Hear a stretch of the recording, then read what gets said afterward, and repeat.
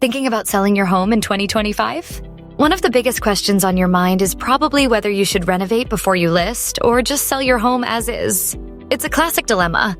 And with the way the market has changed over the last few years, the answer isn't always as straightforward as it used to be. Let's break it down.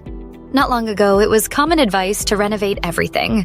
New kitchens, updated bathrooms, fresh floors, before putting your home on the market. But these days, things are shifting.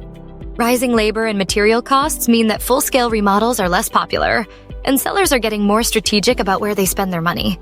According to the 2024 NAR Remodeling Impact Report, nearly half of homeowners are now focusing on essential repairs and minor updates, rather than big, expensive projects. That means you're not alone if you're wondering whether a little touch-up will do the trick or if you need to go all out.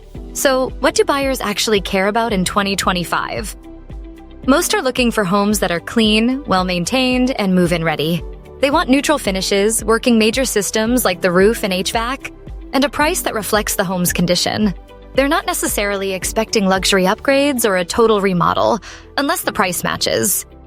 In fact, a recent report from Zillow found that almost 60% of buyers would rather pay less for a home that needs some cosmetic updates than pay more for a fully remodeled property. That's good news if you're hoping to avoid a massive renovation. Instead, focus on the updates that really pay off.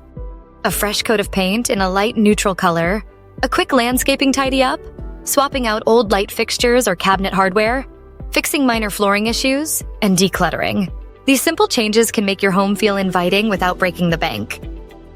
Of course, there are times when you can skip renovations altogether.